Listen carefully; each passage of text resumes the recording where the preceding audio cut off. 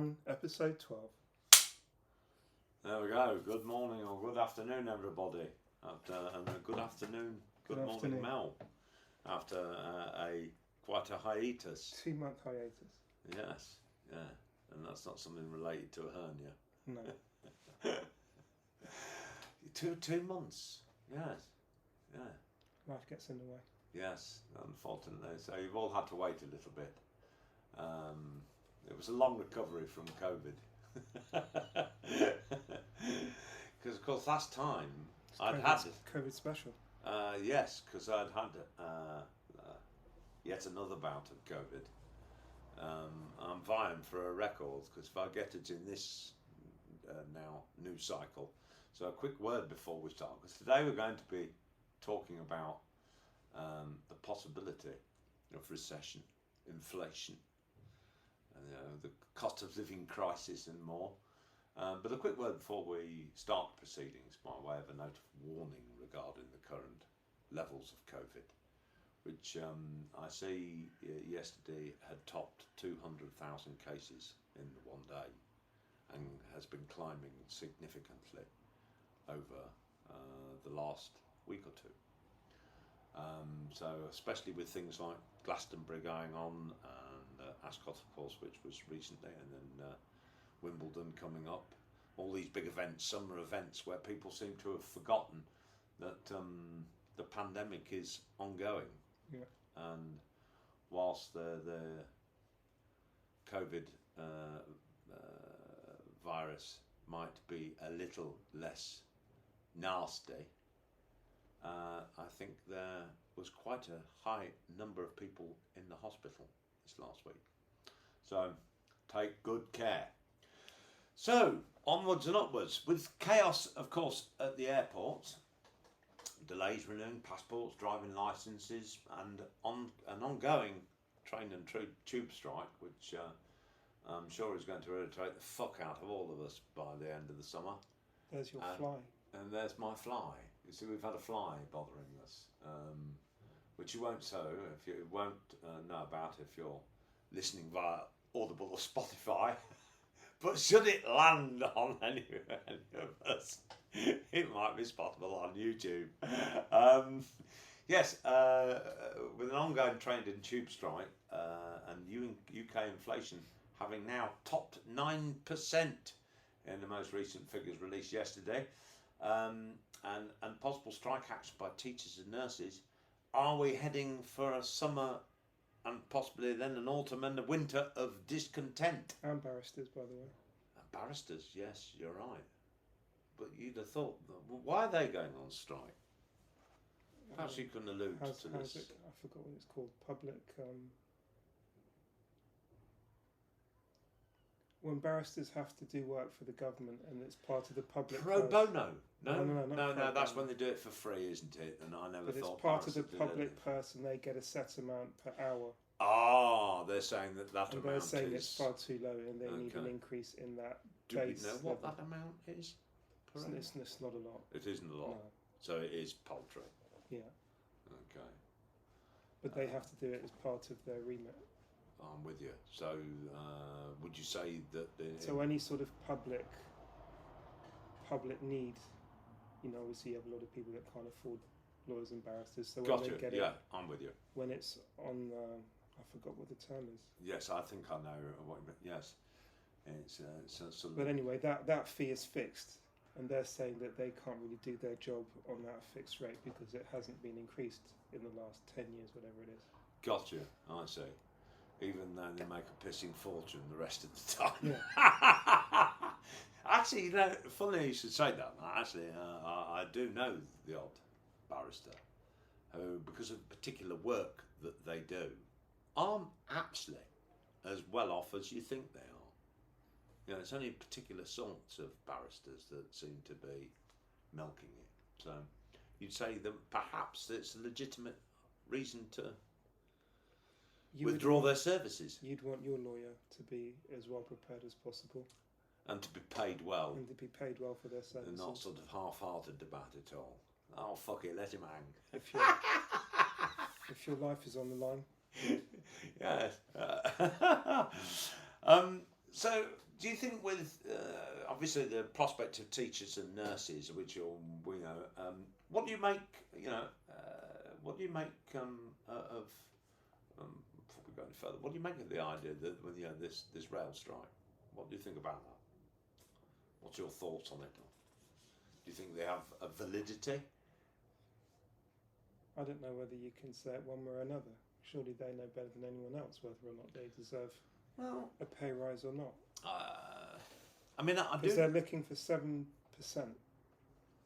Yes, and a guarantee of no forced redundancies or something.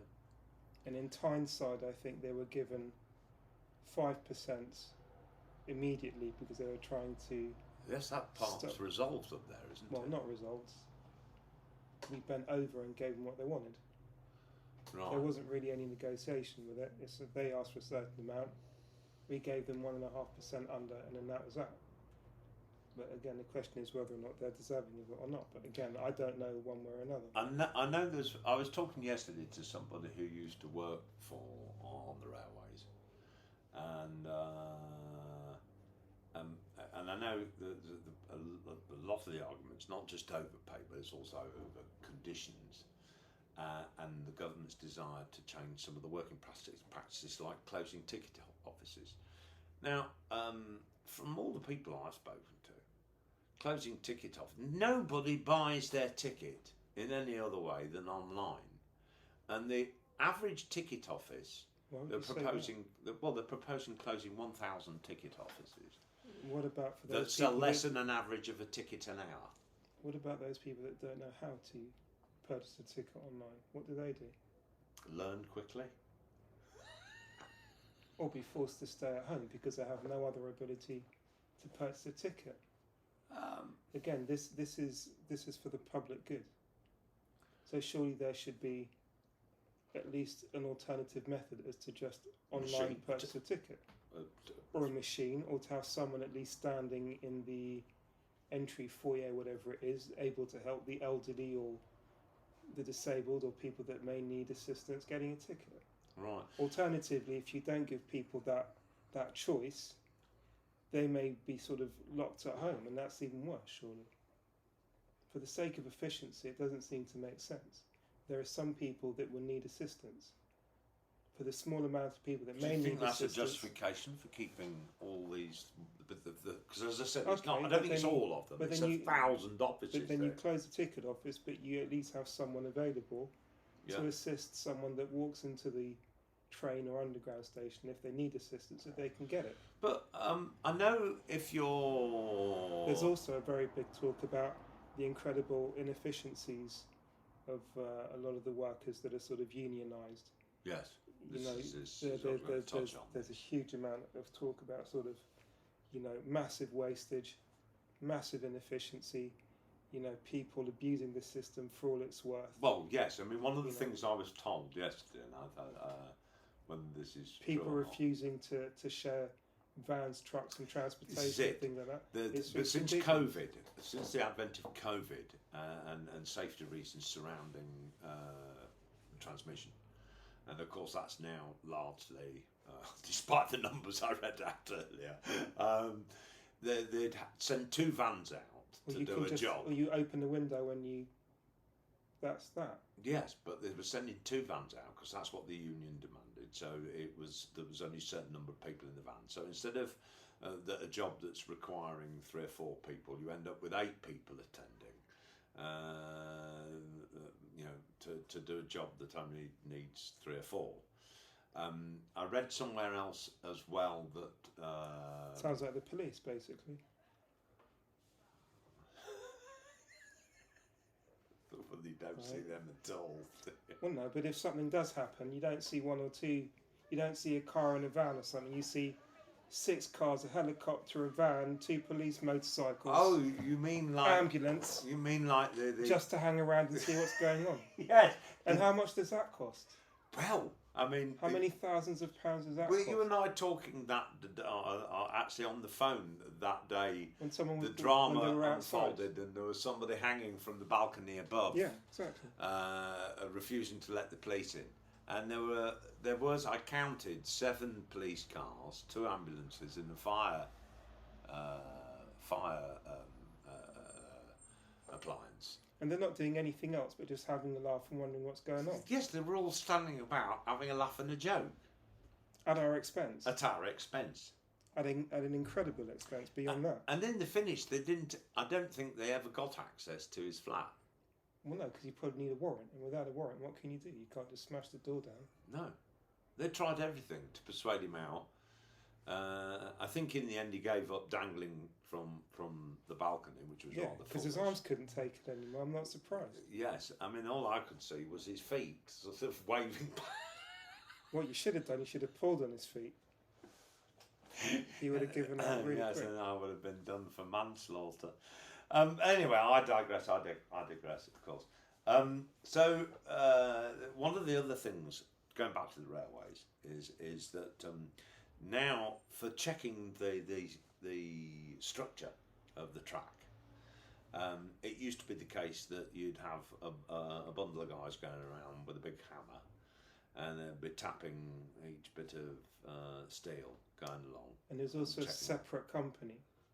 So once upon a time it was, you had the train line service and then you had the maintenance service, which is separate. Yeah. And they worked independently of one another. And it was actually relatively efficient. Right. But now it's been sort of conglomerated into one. Ah, right, okay. Which is also the issue. Yeah. So to try and sort of improve on economy and efficiency. But it's had the opposite effect. But this efficiency, they've got these trains now that can actually check as they're moving along the structure of the rail without having some bot going along with a hammer and tapping it. It's called a camera. Well, I think it's a bit more technical. 2 cameras. 2 cameras. 2 cameras. You know, that actually goes along and sort of they must glean something from, I don't know how it works, whether it's sound or something like that. So there are some old working practices that actually date back, according to Grant Shapps, and I'm not going to say he's lying or telling the truth, but according to him, he said there are some working practices that have remained unchanged since 1919. Maybe that's just the most efficient way to go about it. It's a good point. If it's not broke, why fix it? Yeah, exactly right. But you know, it's. I mean, I have to say, I look at the thing, and I think there's 2 sides a bit to the argument. I'm not sure they should be going on strike. I think it's a bit mean of them to go on strike when people are trying to get away for Glastonbury and enjoy themselves probably for the first time in 3 years. I think it could have been a bit more... They have no right to go to Glastonbury. That's a privilege, is it not? It's sort of like, it's a holiday. Yeah, but the whole reason why they did it over those particular days was to make an effective point. Well, there's no point doing it. Well, there's like an effective point any day of the bloody week because not really. Not if it's a Sunday, because no one's really moving around. Well, if you do it when it's incredibly busy, then it's more effectual, is it not? I know, but I just find that you know, this kind of industrial action you know, is come at a time. I mean, do you know there was the taxpayer government put £12 billion to keep the rail system afloat during the pandemic. Largely, most of the staff continued to be paid. And may I ask you what for? If no one was using the system? Well, you couldn't let it go bust, could you? There's no. Yes, you could. It's the same case that Sadiq Khan made.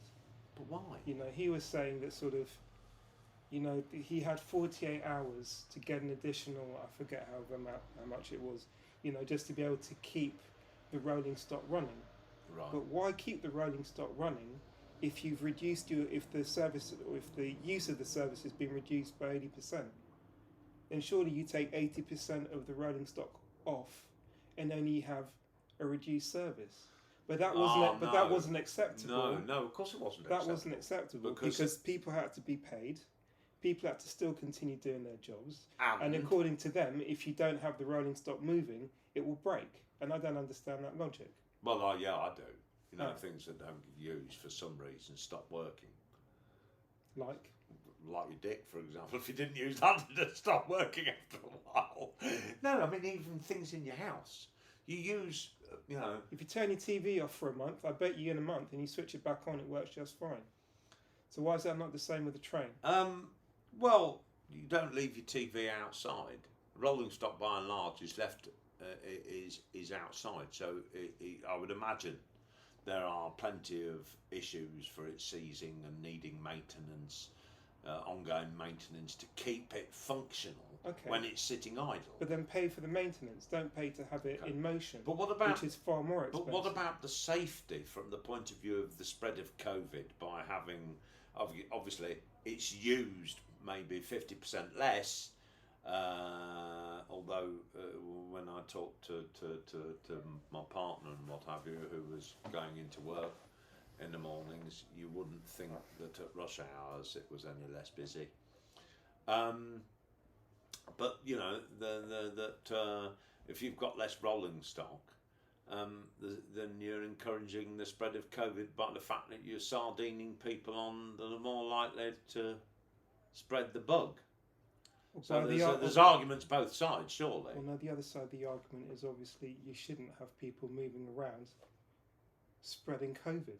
So obviously the fewer people, the fewer resources you have to actually move people around, then the safer essentially you'll be. But isn't I mean, one of the issues that they're talking about at the moment, going back to the current COVID numbers, is the fact that people are mixing it up with what they think is perhaps hay fever symptoms and so forth. So they're not necessarily aware that they've got something that is. Nobody is following protocol at all. No, well, on planes, apart from when I went, on the train to Amsterdam, no masks. On the plane to Dublin, masks. Masks have been stood down on most planes. Back to the UK, back to London, no masks. Yeah. I did. Yeah. And my partner did. We did. And a very few other people did. Well, and then you're sort of looked at as a pariah. Ironically, when we and the cabin staff, by the way, were masked, which was unusual. So the cabin members are masked. Yeah. Very few people, actually, passengers on the plane were masked. Right. But for the vast majority of cases, no one bothered. Well, ironically, on Jet 2, and I have to say, a note of positive, they ran everything very, very well. Flying to Fuerteventura, the stewardesses didn't wear masks. More to the pity, because a couple of them were a bit hard on the eye, and I wish they had worn a mask. But the coach at the other side demanded that from the airport to the hotel that you wore your mask. So, interesting enough, it seemed there were different rules for different parts of the journey. And that was only, as you know, last month. Yeah. But, I mean, we're still wearing masks in public places. Less so, perhaps, in the supermarket, because it didn't save me from getting COVID last time.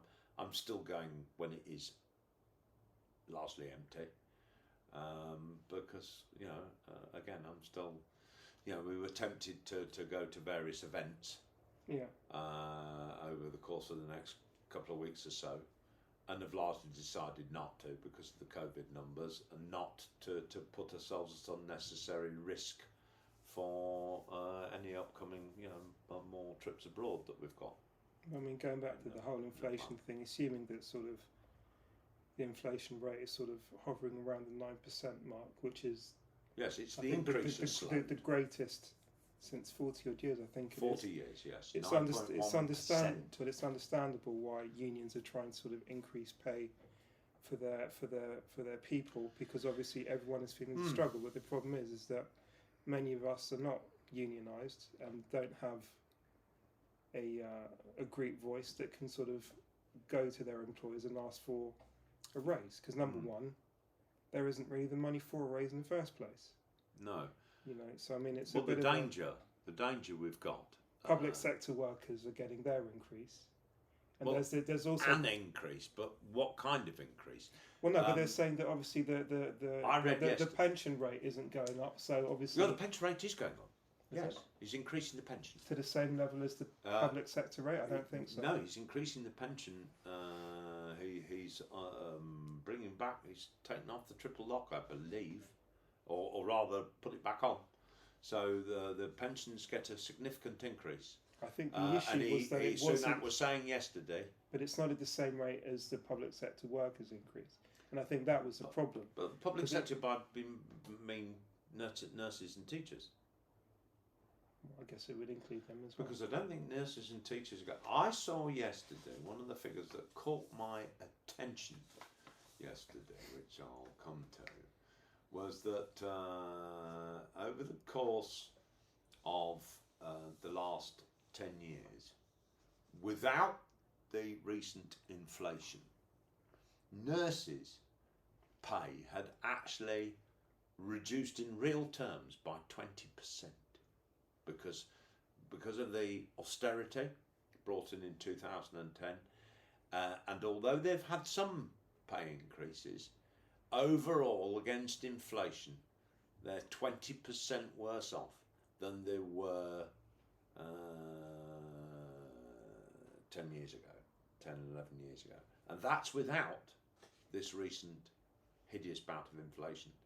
So, I mean, what kind of... I don't think they're going to get a pay settlement of 10% no. or 12%. I can't see it. Well, no. Everybody's going to struggle. That's just the way it is. But we shouldn't have started a war with Russia. We didn't start a war with Russia. They started one with Ukraine. Well, there's got... And to be fair, I don't agree that this is all down to the recent events in Ukraine. Some of it can be attributed to Brexit. Some of it, for sure, can be attributed to, obviously, the pickup from the pandemic, coming out of the pandemic. And equally, some of it can be attributed to God knows how many years of dumping QE into the system, trying to get some inflation that never took place, which is now obviously come at the point they don't want it. The law of unintended consequences is always the case. Well, I'll disagree with you. Go back to the 1970s, look what happened back then. We increased the money supply by 25%, and what did we get? Annualised inflation of 25%. Now, obviously, they did it slightly differently this time round, and but energy was also. It was energy. It was energy that also affected the inflation rate at that point as well. Though, yes, there was energy inflation. There's just there was a huge amount of energy inflation. Yes. Back in and the it's 90s. The same thing that's happening now. Correct. But it's exacerbated because of the war. It not is Brexit, but not COVID, but and not anything else. Before Russia set foot in Ukraine, even though Sergei Lavrov claims that they haven't attacked Ukraine, which I have never heard such bollocks like it. Even before that took place, there was an issue in terms of inflation and energy prices that was already happening. It was already baked in to the pie, because we saw that before. It was already happening prior to February, that uptick, and a big massive uptick. Obviously, it's been made worse. We accept that, because obviously you've got the issue of gas and so forth, and oil coming from Russia. Let's break down. Hold on one second, because during COVID, oil actually went to $70 for a day Correct. or two. So COVID had nothing to do with it. Yes, it does. No, it doesn't. Okay. Statistically, it's been broke, because before a foot was set into Ukraine, the oil and gas price were on the march up. And why? It's because obviously there wasn't the demand, because as you're well aware, with petrol, I don't know whether you're aware of this, no, I wasn't until recent times, When the oil comes out the ground as crude oil, it's fine, you can keep it for a good while. When you then make it into its various different types of fuels, it has a shelf life. Yes. I didn't realise this. So, of course, during the COVID pandemic, because it went to minus figures, less was being pumped, less was being refined. And as we've come out, as we started to come back to some sense of normality and demand started to regrow, the supply didn't match up to that demand. And that is prior to Russia putting a foot in Ukraine. But do you know why? But you know why supply wasn't brought back to its original levels? It's because OPEC refused. Oh, yes. Yes, there's other... Why did they refuse? Because they wanted more money. And because they weren't happy with the way they've been treated over the last 20 years. And they had and they had a bit of, how do you call it? They had sort of a bit of leverage. They had a bit of leverage. Yes, because they had the hump about... everything. They had the hump about everything, including shale gas in the States. Correct. So there's a whole bundle of issues in there that have created it, but one of them is the war, one of them is COVID, another is, you're right, another is, you're quite right about that, there's a whole myriad. Geopolitics over the past 30 odd years. There's a whole myriad of issues in there. Which is the same reason why Venezuela refuses to produce oil for the US. It's the same reason why OPEC refuses to increase oil production to Europe. Let's be about right, the fucking thing is a pickle. How many European countries are still purchasing oil from Russia, happily, and have created new agreements over the past 3 months?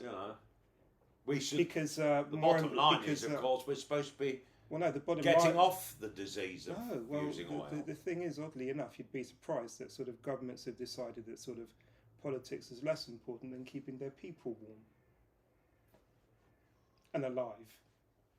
And so Russian oil is just as good as anyone else's for many European countries, whether you want to like it, whether you want to appreciate that or not. Which is why the Russian economy is actually doing all right. And I was reading yesterday that it is contracted by around 18%. So really, have you looked at the ruble recently? Well, the ruble is only one part of the story, as you know. It's exchange rates. Simon will find any reason to attack Russia, but the reality is it's not quite doing as bad as a lot of people are making out. And Russia has friends apparently all over the world. Of course, people cohabit in war in times as they did in the 1930s and 40s. It's not everything's not simply black and white. Absolutely true. Don't get me wrong. But Mexico, Brazil, the Russian economy Argentina. is contracting. Where they're they don't have McDonald's anymore. Ruble is yes. I'm sure that really hurts them. That must be a painful. I don't frankly give a that must be a painful loss to the Russian economy. Yeah, I mean, it's a bit of a viewpoint, isn't it? But anyway, let's break down the inflation figures. Since May 2021, food has risen on average by 8.7%. Is that it? 0.7%. 8.7%. Oh, sorry, 8.7%. Fuel, that's on average. I mean, don't get me wrong, I notice in some things have gone up by 15-20%. Some meat products, for example. Fuel has gone up by 32.8%. By fuel, I mean sort of petrol, that kind of petrol, diesel, that kind of stuff. Electricity, 53.5%. Gas by 95.5%. So arguably now, I guess running electricity is cheaper than running than gas. So there you go. Get your little fan heaters out ready for winter. And keep the central heating off, because you need the gas and the electric for your gas central heating because of the electric pump. It's assuming there's any gas to pump. Assuming there's any gas to pump, of course. I think I'll be pumping my own gas. Got a diet of chickpeas and lentils. You could do a closed anaerobic system. Got into matter to be very successful, and I could market it to the neighbours. Even furniture has gone up by 16%, and hotel rooms by 25%. And as you were alluding to only a moment ago, telling me about your recent trip, the price of the hotel rooms. Chancellor Rishi Sunak said yesterday, we have all the tools in the box to deal with rising inflation. Lies. Or is he the biggest tool in the box? That's a complete load of nonsense. Yes, I would agree with you there. Because I find some of his approach to stuff seems a little bit There's also nothing you can do about it, realistically. No, because as interest rates rise, I notice that this morning Britain's paying more on its debt. Its government borrowing was up by quite, I think, 3 or 4 billion more than they anticipated. That would be inevitable. On this last in this last month, and largely that was because of the increased amount they were paying on debt due to a rise in interest rates. So that's the danger we're all in, I'm afraid. Especially, but I do note, if you've been a saver, at last there's starting to be a little bit of competition appearing in the on the high street on savings rates. It's starting to take place. So for those who don't have debts, which is very few people, unfortunately, those who've been squirreling the money away actually will start to be rewarded. Not really. Well, because the inflation rate is higher than the savings rate. So in real terms, in real terms, you're losing money regardless. In real terms, as long as you cut your costs. The best thing you can do is not have your money in the bank and have it invested elsewhere. Well, but then, of course, if you're cutting, so you can limit inflation. If you're able to cut your costs, and the problem is a lot of people aren't able to cut their costs because they've got these fixed costs like their leased car. If inflation is at 9%, then in real terms, the value of whatever's in the bank is down 9%. So there's no savings rate that can ease that pressure. So the best thing you can do is not have your money in the bank at all. Well, they'd love to make us. Before, and time's gone by when everything, the pressures were deflationary, they were all trying to encourage us to spend. Now there's going to be a massive encouragement for us not to spend. It seems a bit perverse, really, doesn't it? I think most people are smart enough to know not to be spending too much money these days anyway, which is why we're heading into a recession. I've no doubt about that. I think we're probably already there anyway. So I think we've had was it two quarters of negative growth equals technical recession. So we're not quite there yet on the technical terms, but yeah you're right. I think it's impossible to avoid. Demand is already falling. I was speaking to somebody who's in one of these plant-based food manufacturing companies, and they can't. The demand for it is contracting at a rate and all. So as we're seeing elsewhere. Is that because it's shit? I'm glad I didn't name the company. Yeah, good thing you didn't. Talking of which, going slightly, I digress. I keep seeing adverts on the television for plant-based coffee. Excuse me, but coffee was always a fucking plant. Why are they advertising it? Obviously trying to promote milk that doesn't come from cows. Right. Plant-based milk. But something that's based is the main ingredient in my book, not the thing that you add. What do you mean? Well, earlier on you had a cup of coffee, not a cup of milk. You had a cup of coffee. You didn't have a cup of sugar. You just happened to have a bit of milk and a bit of sugar in it. Yeah. So the main ingredient was the coffee. So as far as I'm concerned, you can't call coffee plant-based because it's always been plant. I guess technically you can, though, which is why they're doing it. Yeah, but that's stating the obvious, isn't it? It's always been fucking plant-based.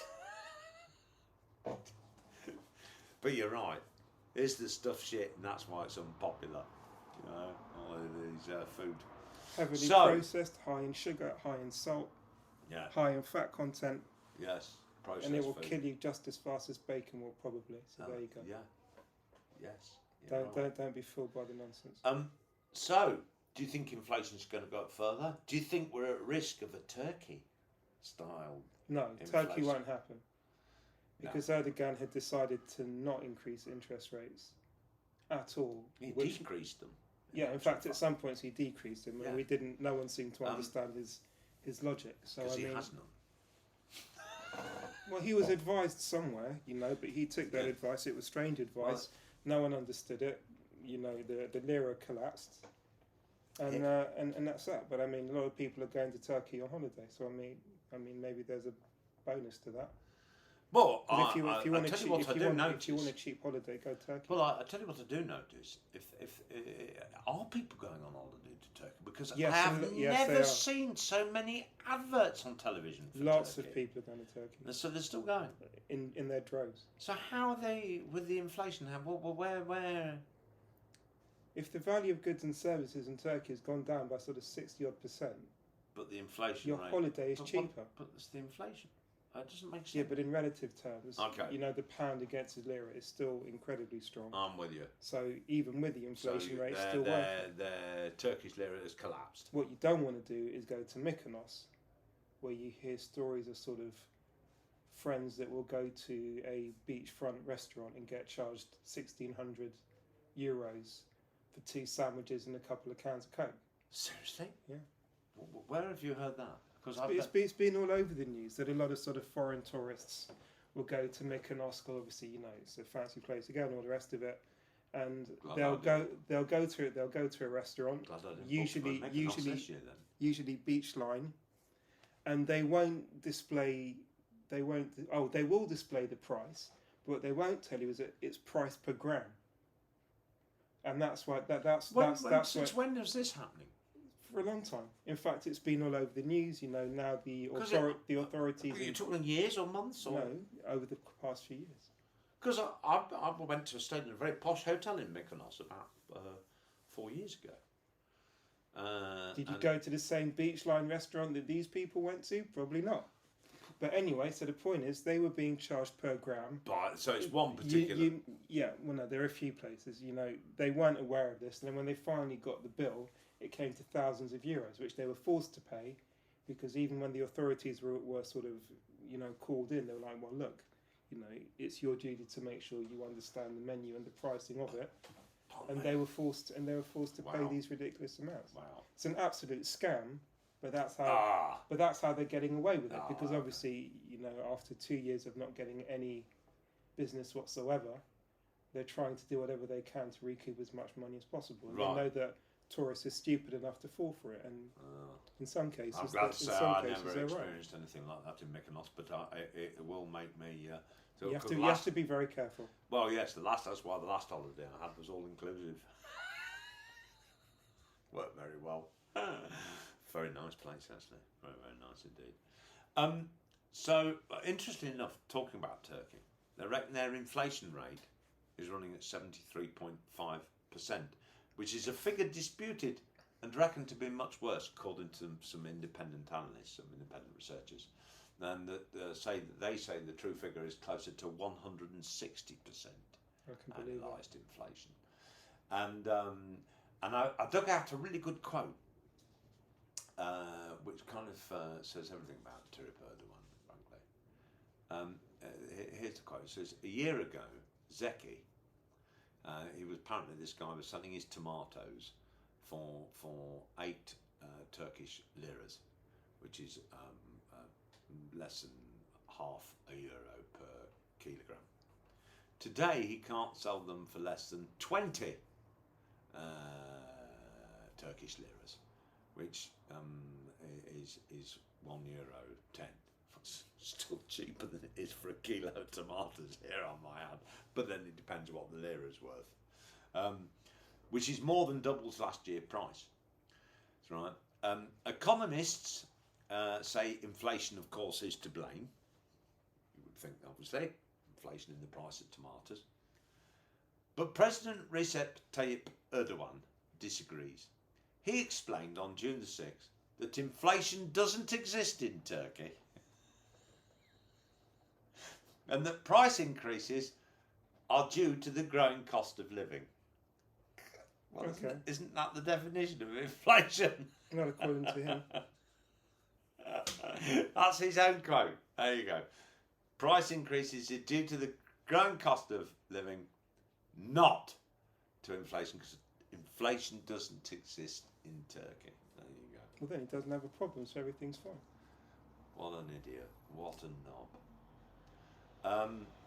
So I think we both agree then that time's going to get pretty difficult. Or much tougher. Well, definitely. I'll be slipping into my onesie in the autumn rather than having the heating on. Well, we might be at actual war by that point anyway, so inflation will be a secondary point altogether. Yes, he's a cheery soul, my friend Mel. Of course. I'm sure with bombs dropping around us, that'll help to keep us warm. The head of the and military, radiated. the new head of the armed forces said it, very directly. He's warning all the soldiers to prepare for a land battle in Europe. So I mean, I'm assuming he must know something that we don't. So thank you again, Liz Truss, for your idiotic comments. But there you go. Yes. Well, of course, 2 months she's had a break from us. Fucking idiot. Sorry, that was a bit too much. Yes, it's a bit mean, especially to idiots. I mean, really. Yes. Diplomacy doesn't really seem to be the UK's strong point at the moment. Diplomacy? Well, I mean, honestly, as I said... I mean, the rhetoric is incredibly aggressive. Yes. Ultimately. And it doesn't, it doesn't help.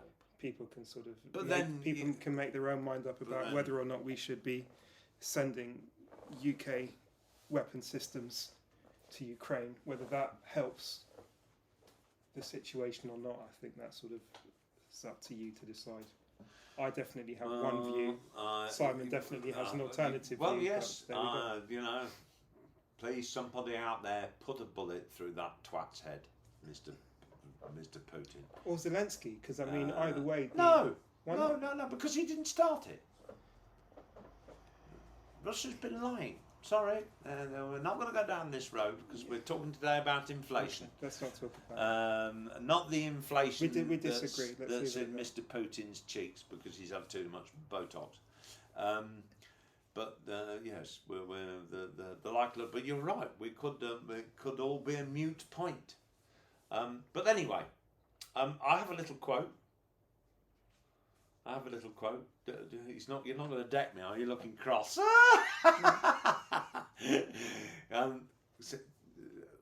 Talking of inflation and so forth. Quoted: "We are now speeding down the road of wasteful spending and debt, and unless we can escape, we will be smashed in inflation." Herbert Hoover. And by the way, he was a president, not an electrical product for vacuuming up tossers. Herbert Hoover. Stony ground, that one. On that note. Please like and subscribe, everyone. We're sorry that we were away for a while. Yes. But we're They've back. Let me out now. We're back and ready to go. And we'll be uploading more frequently. It was all his fault. It was all my fault. No. Anyway. Goodbye, everybody. Welcome back. Yes. Ciao for now.